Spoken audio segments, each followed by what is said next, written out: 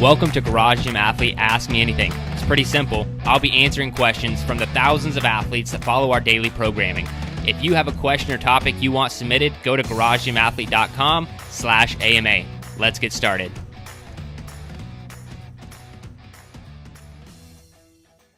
All right, ladies and gentlemen, welcome to the Garage Gym Athlete Podcast. Jared Moon here with Joe Courtney. What's up, Joe? I'm hungry, Jared. How are you? You're hungry? Nice. Well, hungry for this question. Yeah, well, all right. We're just getting good with the, and you're throwing me off with all your. Okay, so we have a question from Chris, and he asked, what is the best way to start and or get into meal prepping for all meals? Great question. Joe, what do you have on this one? So we've done this a lot in the past.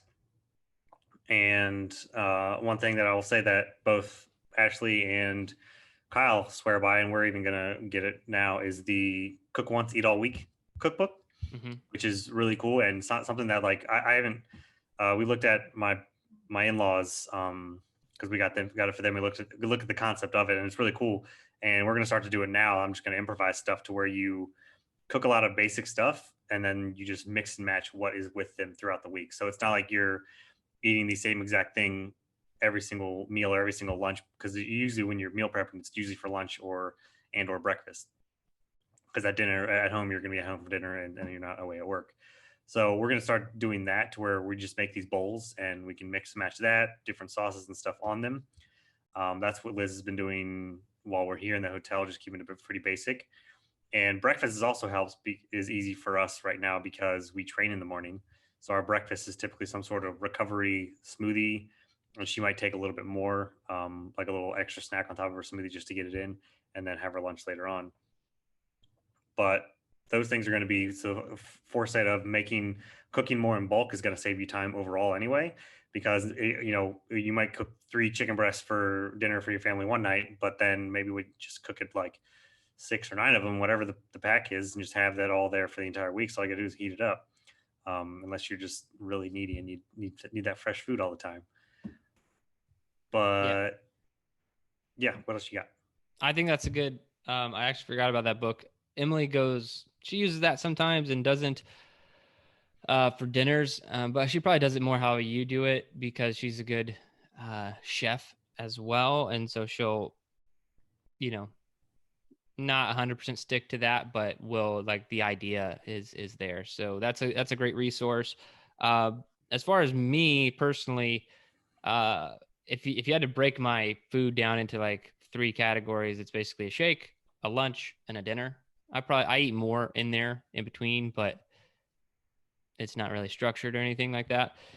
So I'll give you my exact meal prep because I am responsible for my lunches, and that's what I do.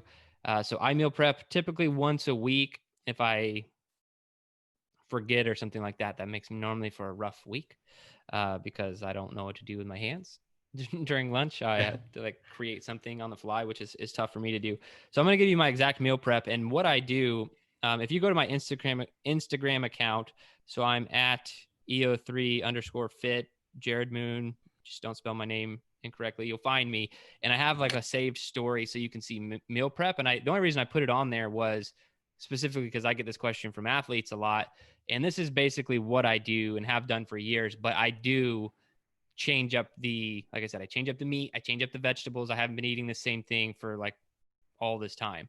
I do right now. I'm pretty close to it because I've rotated back. But here is the exact recipe.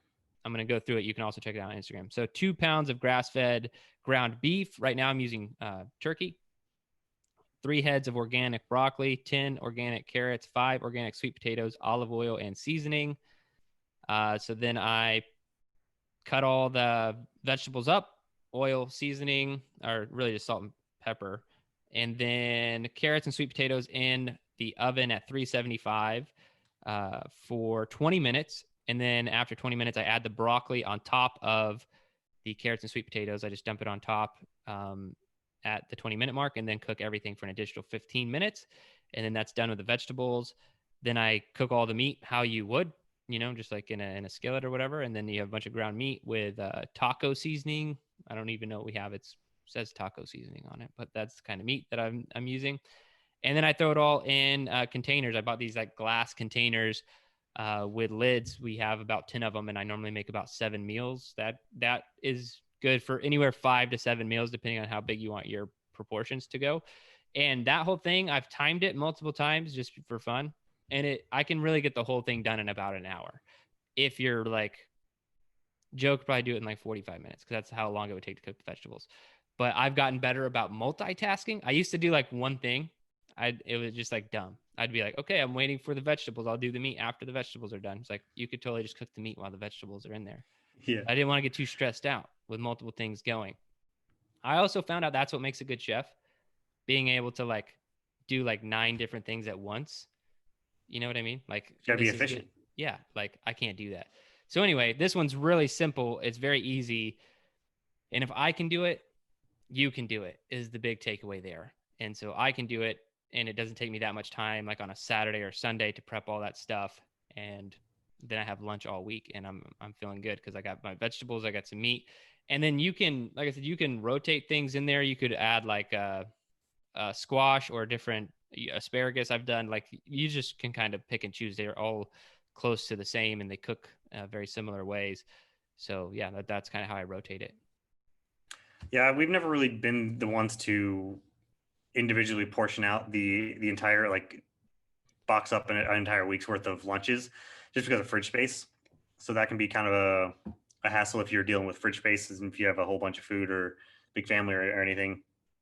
That's why I say if you just cook in the bulk, you have like your container of meat and then like 3 different kinds of vegetables, or like 2 different kinds of meat and all different kinds of vegetables. Then you just, when you make up a lunch the next day, it's like, okay, I want this meat and I want these 2 vegetables. And the next day you pick different ones of those things. And that's just how you can do it throughout the week. And then that way everything is in one container and you're just reusing the same lunch container versus filling up your fridge. But if that's not a problem, if you really, I mean, some people like to do that. I'm the only one who really meal preps. And so they go in the freezer, and I have my little space that no one touches. If I did your way, I would be so bad at, I would eat everything. Yeah, I would, like, I'd be done in like 3 days. Be like, oh, that was supposed to last 7. Like, just gonna fill up this bowl. Yeah, because that's what I like. Emily put her salmon cakes. She cooked a bunch and then left them. I think we talked about this before. She left them in the fridge. That was supposed to be like her lunch for the week, and I ate them all like the next day. I was like, I thought it was leftovers. She's like, nope, that was my lunch prep. I'm like, my bad. So delicious. So I can't blame you. And our dog did the same thing, so it's fine. Your dog ate all your salmon cakes? We made one day. We did because we always, when we make salmon patties, we do 2 cans, which makes about 16 of them. Mm-hmm. So we made them all, put them in a container, and let the lid off. And it was like, okay, we're just gonna go downstairs and cross. This is when we were living in DC, and just go pick up our to go. We made to go food for that night, and the salmon patties were for the next like week or 2. And when we got back, the container was empty. There was not a crumb, and he was just like in a food coma, big belly, passed out, not feeling good. Ate all of our salmon patties. Dang. That was probably good though. That was a good experience for him. Yeah, but I think he was. I mean, I'm kind of glad he was sick to his stomach for a while after that because we didn't do it again. Serves you right. Yeah, that's what you did, you little jerk. But with back to prep, I think 2 things that are really, really great things to have are either a slow cooker or a pressure cooker.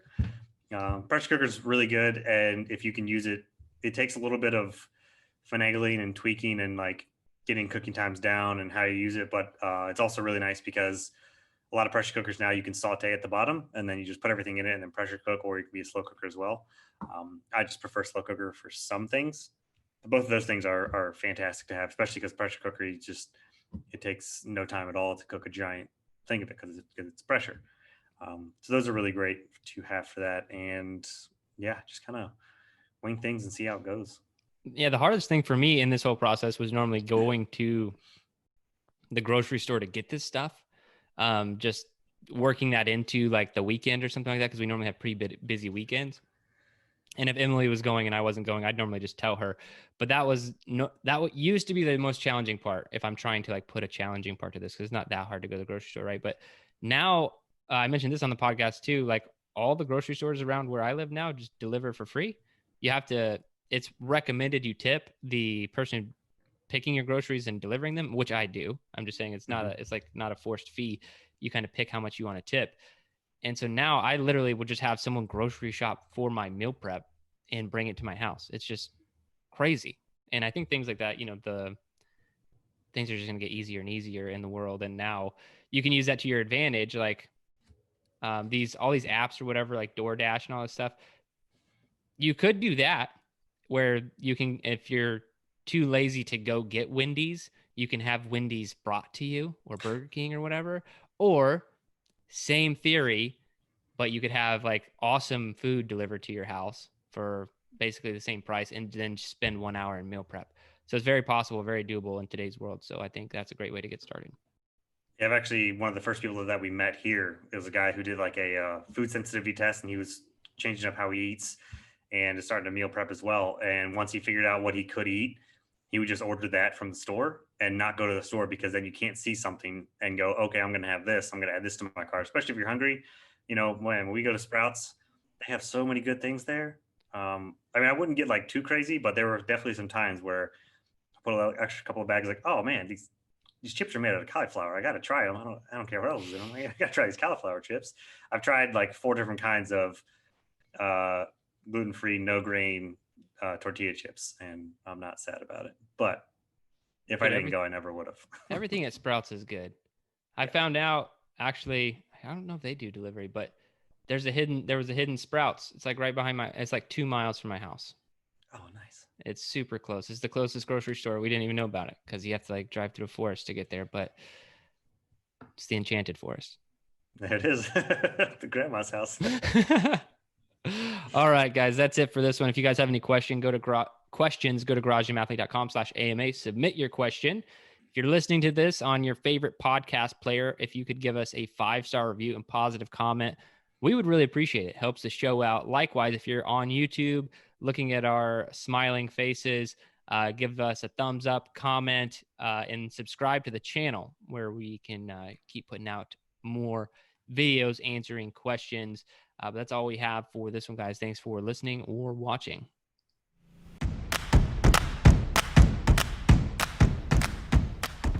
I hope you enjoyed today's Ask Me Anything episode. So one more time, if you want to submit a question, topic, or idea, you can do so at garagegymathlete.com/AMA. And hey, while you're there, if you haven't already, sign up for Garage Gym Athlete membership. We are the best community and programming on the internet. I dare you to try and prove me wrong.